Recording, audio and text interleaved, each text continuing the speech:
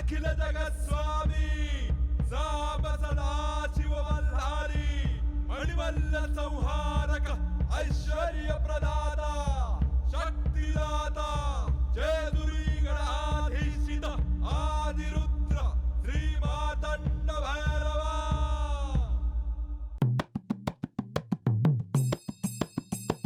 जय देव जय देव जय देव जय देव जय देव जय शिव मातंडा.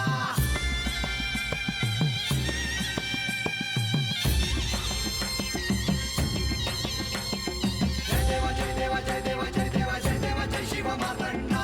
हरिवर्धन मल्हारी तुझी प्रचंडा.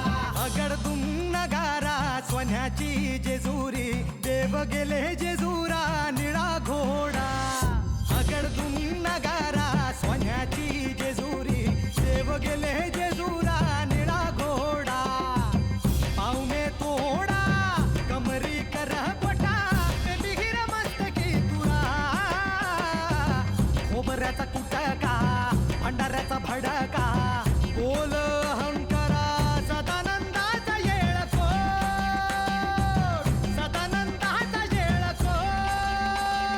जय देव जय देव जय देव जय देव जय देव जय शिव मातंडा. जय देव जय देव जय देव जय देव जय देव जय शिव मातंडा. हरिवर्धन मल्हारी तुझी प्रचंडा. जय देव जय देव जय देव जय देव जय देव जय शिव मातंडा. हरिवर्धन मल्हारी तुझी प्रचंडा.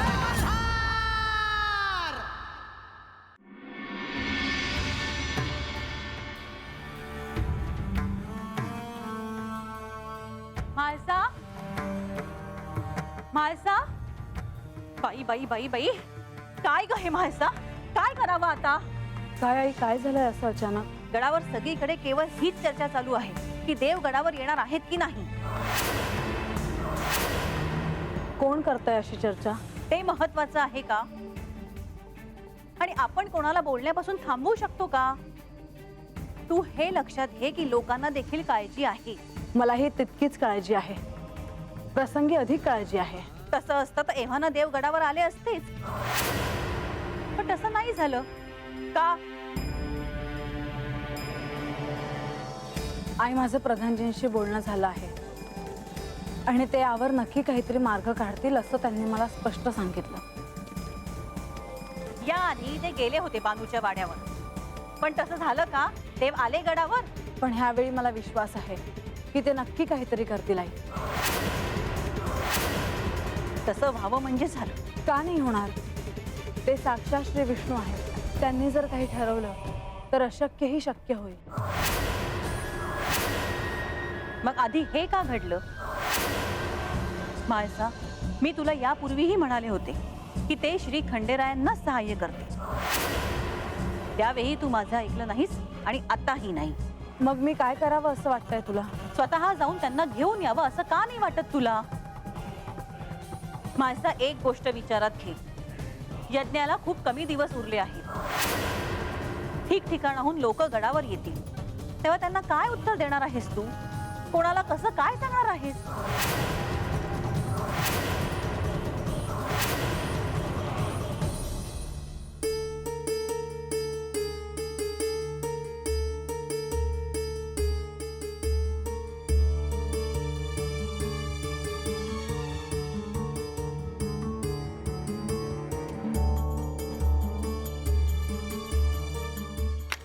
नारायण नारायण. श्री गणेश माझा नमस्कार स्वीकार करावा. मुनिवर तुम्ही आज इथे.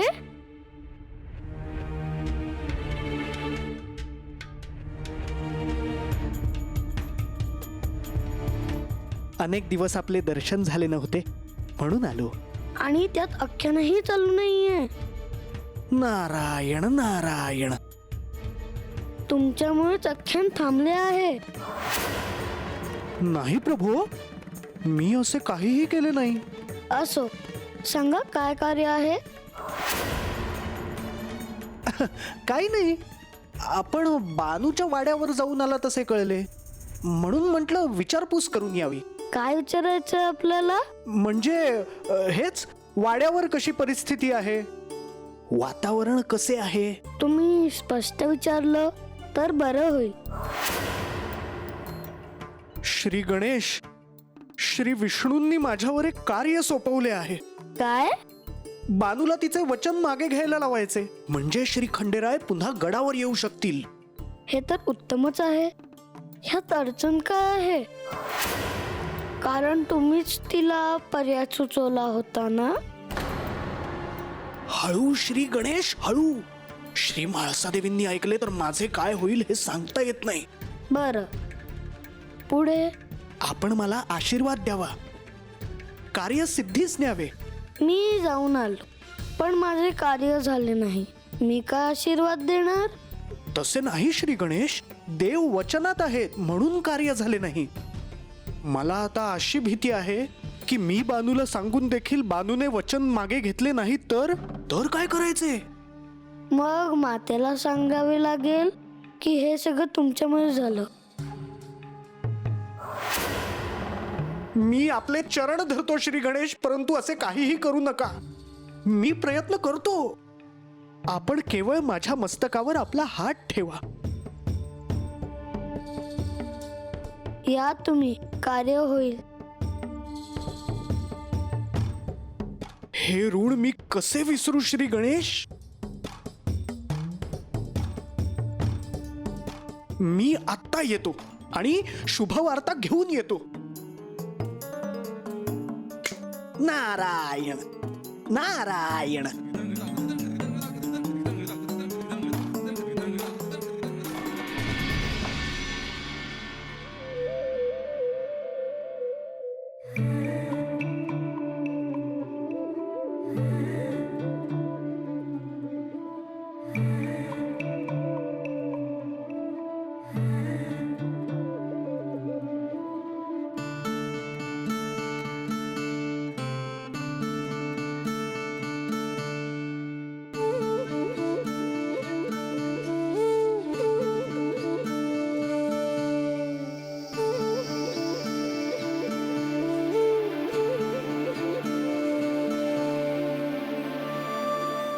बानू,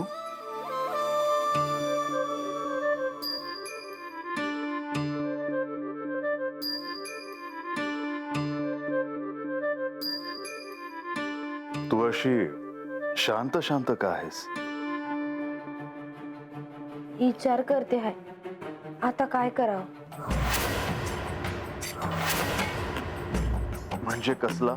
म्हणजे रातच्याला बा म्हणला त्याचा. गडावर मोठं होम होणार आहे, मोठं यज्ञ होणार आहे. तेव्हा तुम्ही गडावर गेला नाही तर समजे मलाच बोलत्याल. बानू, तुला कोणीही दूषण देणार नाही, त्यामुळे तू त्याची चिंता नको करू. देवा, एक विचारू का? विचार. म्हणजे असं झालं तर का तुम्ही ते यज्ञासाठी गडावर गेले आणि नंतर माघारी परत हातात आले तर? म्हणजे केवळ यज्ञासाठी तिथे जाऊन मी परत यावं असं तुला म्हणायचंय का? असं नाही होणार भाई. नाही बानू, असं नाही होऊ शकत. कारण एकदा का मी यज्ञासाठी गडावर गेलो तर मग मला परत नाही येता येणार. मग चालेल तुला तसं? त्यानंतर म्हाळसेला दिलेल्या वचनानुसार पंधरवड्यातून केवळ 2च वेळा मला इथे येता येईल.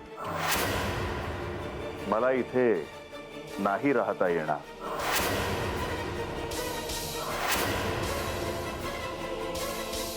मी काय म्हणते आहे ह्याचा जरा विचार कर म्हाळसा. आलेल्या लोकांना कसं सामोरं जाणार आहोत ह्याचीही तयारी करून घे. पण आई, जर हे आले नाही तर हा प्रश्न पडणार आहे. तोपर्यंत माधवी, तू तिथे काय करतेस?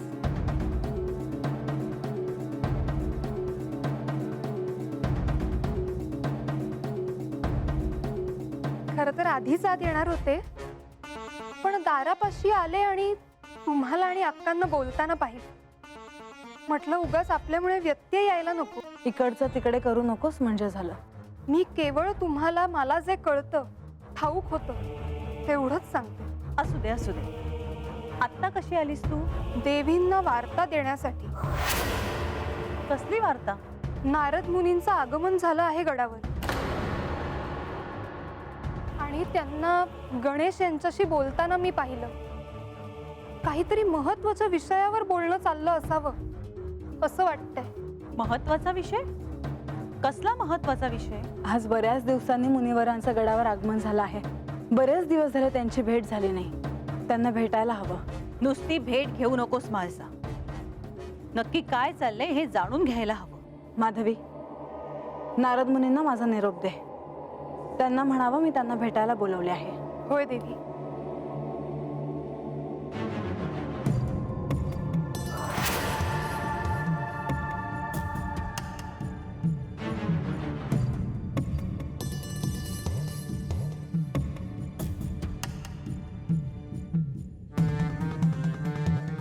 मुनिवर,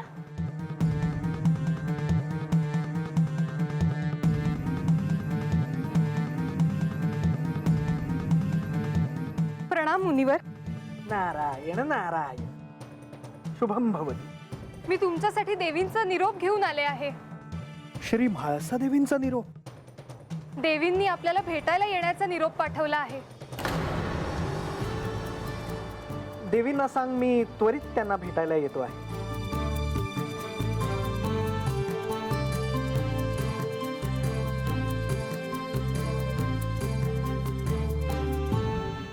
नारायण नारायण. आता श्री म्हाळसा देवींना हे कसे कळले की मी गडावर आलो आहे? श्री विष्णूंशी आणि श्री गणेशांशी झालेल्या विषयाच्या बाबतीत त्यांना काही कळलं तर नसेल. असो, आता आणखी वेळ न घालवता मला जावं लागेल. नारायण नारायण.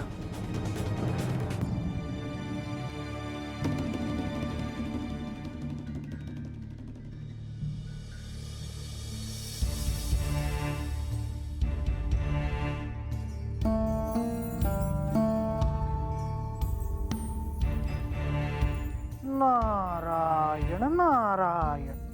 प्रभू, आता काय करावे? माझ्या तोंडून नको ते बाहेर पडू नये म्हणजे झाले. नारायण नारायण. मुनिवर, या ना या. अहो या या की या. नारायण नारायण. अहो आम्ही आपलीच वाट पाहत होतो. प्रणाम देव. देवींचा निरोप मिळताच क्षणी मी इथे आलो. आज बऱ्याच दिवसांनी तुम्ही गडावर आलात मुनिवर.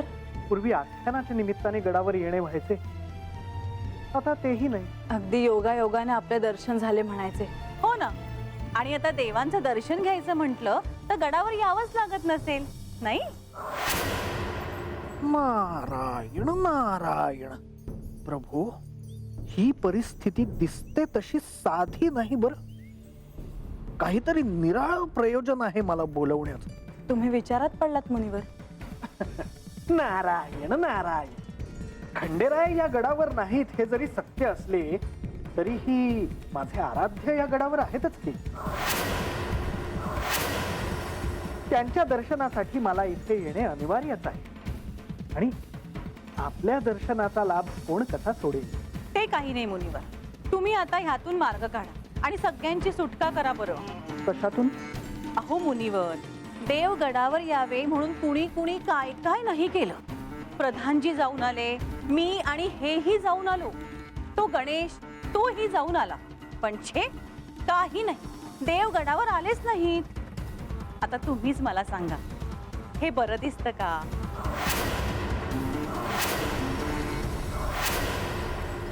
यातून स्वतःची सुटका करून घेण्यासाठी मला देखील जरा निराळा पवित्रा घ्यावा लागणार असं दिसतंय.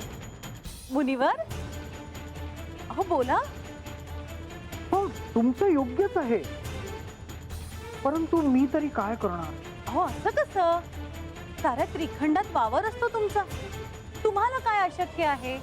सारं काही जाणता तुम्ही, आणि त्यातून त्या बानूला गुरु समान आहात तुम्ही. हो, परंतु खरे सांगू का, मला देखील आता असेच वाटते आहे की देवांनी आता लवकरात लवकर गडावर यावे. गडावर आस्थान थांबले आहे. महायज्ञ कसा होणार याची आता चिंता लागली आहे सर्वांना. हो ना, बघा मला ठाऊक होतं ह्यातून तुम्हीच मार्ग काढणार. श्री विष्णूंनी सांगितले आहे की मार्ग निघेल. मला विश्वास आहे त्यावर.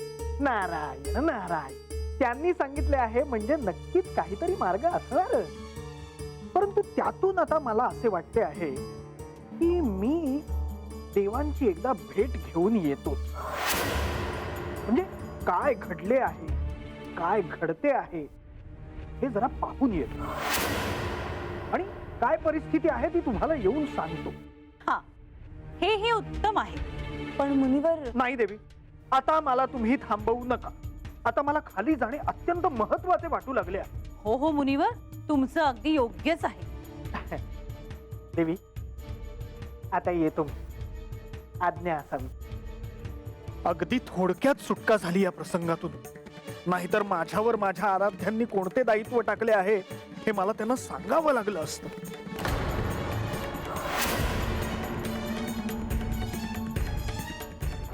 नारायण नारायण. हे मात्र चांगलं झालं. आता मुनिवर ह्यातून नक्कीच काहीतरी मार्ग काढतील. हो, पण मला असं वाटतं की त्यांच्या मनात वेगळं काहीतरी सुरू आहे. ते वेगळ्या कोणत्या तरी कारणासाठी गडावर आले असणार. कोणत्या? कोणास ठाऊक.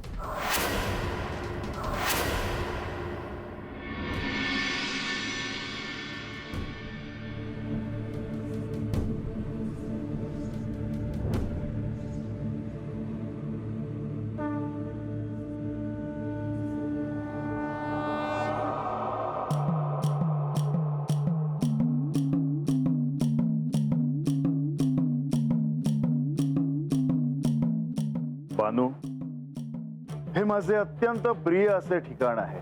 मला बी आवडला आहे. चंद्र हाय आणि चांदणे यांचा उजाड आहे आणि दुसरं कोणी नाही पर संग तुम्ही हायसा. अजून काय हो मला. बानू, मला तुझी इच्छा कळत होती आणि म्हणूनच मी तुला इथे घेऊन आलो आहे. तेव्हा ह्या येळाची लय आस लावली होती बघा मी, आणि तुम्ही तर माझी इच्छाच पुरी केली जी. बानू, मला ठाऊक आहे की तू राना वनामध्ये वाढली आहेस. तिथेच तुला आनंद मिळणार हे स्वाभाविक आहे. बानू, तू खऱ्या अर्थाने वनकन्या आहेस. काहीतरीच देवा. बानू, फार दिवसानंतर तू अशी लाजून हसली आहेस. बानू, माझ्याकडे बघ तरी.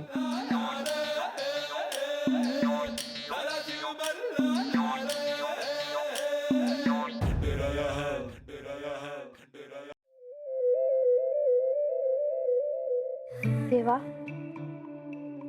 मला तर हे समजा आता सपानच वाटत आहे बघा.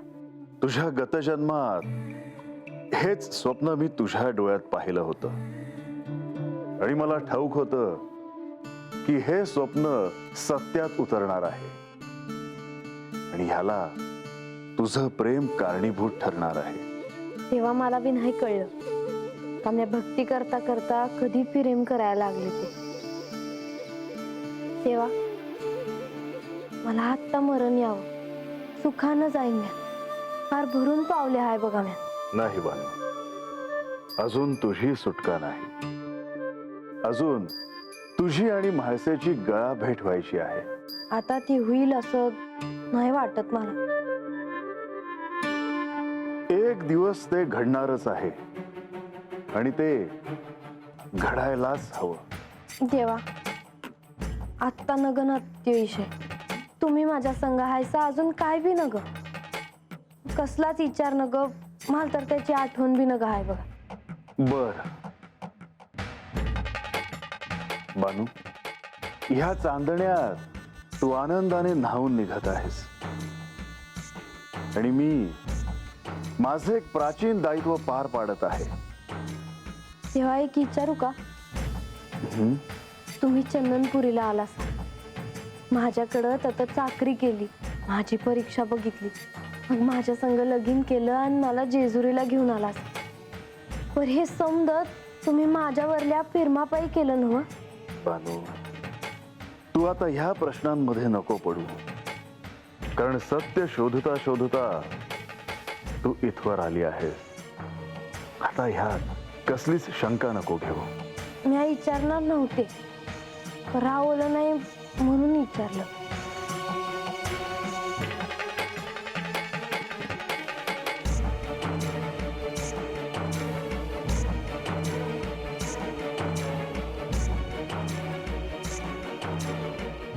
बानू, तुझ्याकडे येऊन मला फार दिवस झाले, पण आज हा योग आला आहे. तुझी एवढीशी इच्छा देखील पूर्ण करायला मला फार वेळ लागला. देवा, मला किती वाट बघावी लागली हे ध्यानात बी नाही आता माझ्या. तुम्ही माझ्या संग आहे, अजून काय बी नका आहे मला. ते समजा विसरले म्या, आता आठवत बी नाही मला. एवढी सुखात आहे मी आता. आणि मला त्याचीच चिंता वाटत आहे. देवा, म्हणजे असं का म्हणताय देवा? सुख हा एक भ्रम आहे, आणि जेव्हा माणूस सुखात असतो तेव्हा त्याला हे ठाऊक नसतं की त्याच्या दारात दुःख उभं आहे. पर म्हणजे काही होणार आहे का?